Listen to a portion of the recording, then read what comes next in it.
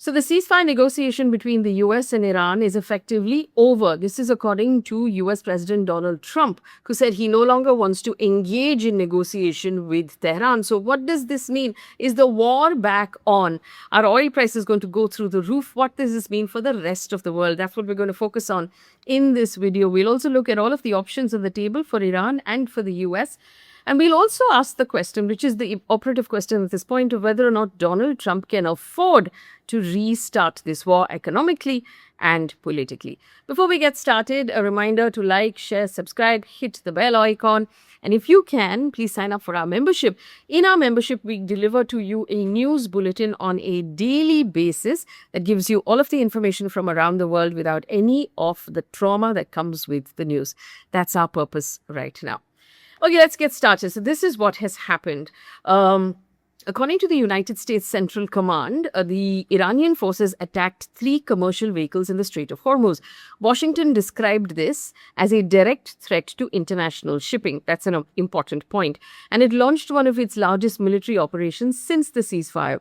U.S. forces struck 80 Iranian military targets, including air defense systems, command centers, coastal radar installations, anti-ship missiles that are connected with Iranian's coastline. Now, Iran responded within hours, hitting American military facilities in Bahrain and Kuwait, accusing Washington of violating the ceasefire agreement and acting in breach of international law.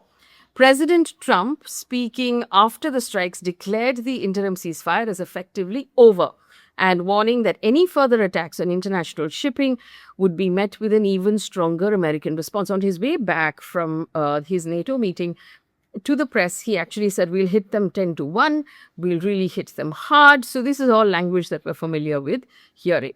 Why did the deal collapse? We knew they were negotiating. We knew Pakistan and Qatar were actually mediating. It sounded like they were making headway. What happened? We understand now that it was all about the control of the Strait of Hormuz. It was not about the nuclear deal, but the Strait of Hormuz and who controls the world's energy supplies that actually reached a standoff. So to ask the question right now, and I looked up and said, hey, why is Iran hitting at ships passing through the Strait of Hormuz when it seems like there is peace on the cards? Why would you jeopardize that peace?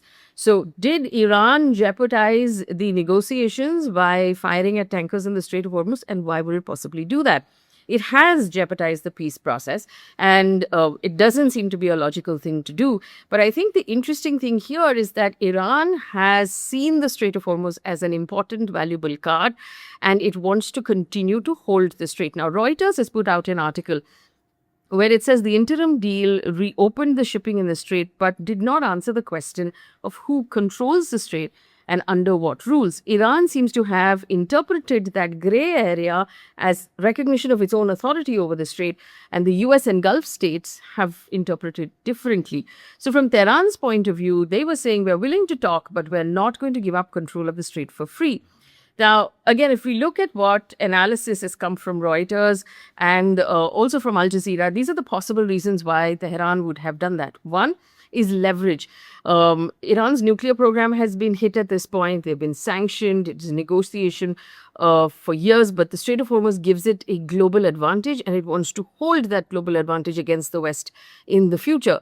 Second, the fear of being trapped in a weak deal. Now, there are many domestically who believe that Washington has sort of had its way with Iran in terms of this negotiation. Reuters has reported that Iranian sources see the concessions over Strait of Hormuz as leading or sort of giving into Western demands. So the government of Iran would have wanted to sort of say that, hey, we're not giving in, we're not pushovers. And domestic politics. Now, after the US-Israeli strikes, killing of the supreme leader, remember there was a very public funeral that was taking place in the weekend that just went by. Iran's leadership could not appear to be passive while negotiating with Washington. And fourth is the collaborated escalation. Iran may not have wanted a full war. It may have wanted to disrupt just enough to remind everybody that it still has a certain amount of power. Reuters again has framed the current pattern as both sides escalating to negotiate and using force, not necessarily to end the talks, but to strengthen their hand inside the talks. So for decades, Tehran has always seen that it cannot match the United States, and we've said this before, militarily, because ship for ship, aircraft for aircraft, missile to missile, the United States is light years ahead of everybody else. Its military budget is multiples of the next two, three, four, five. It has that much, of a military and a naval presence in the Gulf. But Iran knows that if it makes fuel expensive, then the US is likely to fold. Military strategists call this asymmetric warfare. So Iran does not need to sink dozens and dozens of tankers to create a crisis. It just has to choke the Strait of Hormuz. And fuel will become expensive, insurance premiums will rise, shipping companies will start to complain, energy markets will react, and within days, that whole threat will start to move across the world. Now, remember, when the US called off the negotiation, they've also stopped effectively Iran from selling oil to the rest of the world, and this is something that will affect the Iranian economy. So, following those reports of attacks on commercial vehicles, the US military responded really quickly. Analysts have warned that a widening of this conflict will have consequences far beyond the Middle East. In inflation, in shipping costs, and economic growth, like I said, which explains why Washington reacted so quickly. The United States says that its latest military operation is not in retaliation to Iran, it is defending freedom of navigation, a long-standing principle of international waters. And this is going to be important because Donald Trump is going to have to justify this to his government domestically. And I'll get to why he can't just start another war or restart the war. He has to frame it differently. And they're framing it this time as defending the freedom of navigation and international waters. Allowing Iran to interfere with the Strait of Hormuz, from Washington's perspective, sets a precedent that could threaten global trade far beyond the Gulf. And that is the reason why America will frame it in such a way for its local or domestic government. Now, that brings us to the next question of whether or not Trump can afford this economically or politically. And this is where the conflict becomes really tricky for Donald Trump. The question is not whether the United States can continue to fight Iran, and we've said militarily they can. It's whether they have the stamina to do so. And the stamina will come from three places. One is money, or the funds to do so, which it needs from its government. Two is support of the public. And three is political sort of patience or stability. And all of these three things are currently under pressure. According to the Pentagon's own figures, 6 days of operations in the beginning of this war costed at least $11 billion. This was in April. The estimate rose to $25 billion and then to $29 billion. And analysts believe the true cost is much higher because of damaged bases and aircrafts and replacement of equipment. The United States has used thousands of precision guide weapons. Every single Tomahawk cruise missile costs $2.6 million. All of the interceptors, they cost $12 million. Every time Iran fires a missile or a drone, the US spends millions of dollars intercepting those drones. So every night of escalation will have a bill that these citizens and the taxpayers of the US will have to pay. And remember, the United States Department of Military, or the Department of War, as Pete Hegseth likes to call it, has already approached their government requesting more money.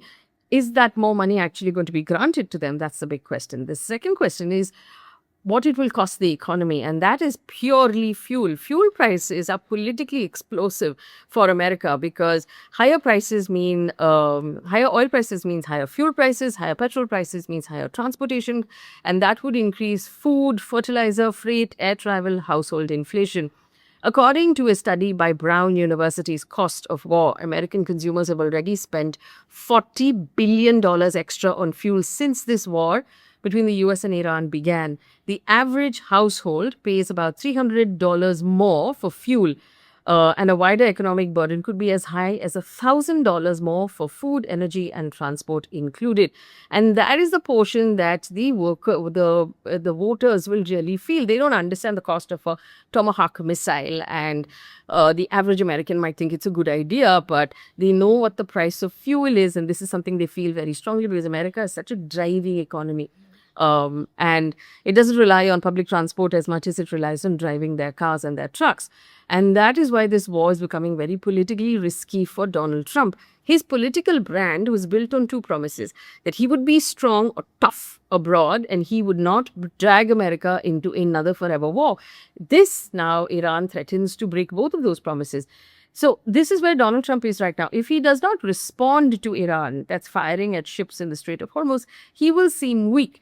If he responds too strongly, he will risk being the kind of president he himself once criticized, trapping the country in another expensive Middle Eastern conflict, raising the price of fuel, raising the price of food, the things that he promised would never happen. Now, the third point that I said, do they have the political stamina? In June, the House of Representatives approved the War Powers Resolution seeking to halt the military operations in Iran without any further congressional authorization. And 4 Republicans joined Democrats to do that, which means basically now, War Powers Revolution was brought in 1973 after the Vietnam War. It basically means that Congress has to give permission to an American president to actually start to stay in a war. Now, the Trump administration disputes that they've gone more than 60 days without proper authorization because they say the ceasefire put a pause on that legal clock. So based on this War Powers Resolution law, they can only get into a military operation for 60 days. One day more than that, and they need congressional approval. But Donald Trump said, no, at 60 days, we brought in a ceasefire, so we're okay. But politically, the damage is already visible. Republicans are looking for an exit strategy. Democrats are linking this war directly to the cost of living. There's a midterm election that's approaching. And so every week the fighting increases, it causes more damage to Trump. So can he afford this? Economically, he can afford a short conflict. Politically, he could possibly survive limited strikes because he can make that argument, but he cannot afford a long-term war. Not if oil prices keep rising, not if American casualties continue to increase, not if Congress continues to challenge him in this manner. So Trump's real problem is, and it's already showing in global oil prices, which have gone up about 6% since he made that announcement, is that the real problem is what's going to happen domestically. He can continue this fight in the Gulf, but back home in America, it's going to cost him a lot. So he'll have to make a difficult decision. Is he going to allow Iran to behave the way they're behaving and going to allow them the upper hand in the ceasefire? Or in the ceasefire agreement, or is he going to actually take on his critics and some of his citizens in America? We don't really know how this is going to play out, but there are 2 possible options. Option number 1 is that the conflict stays limited. Donald Trump declares some kind of victory.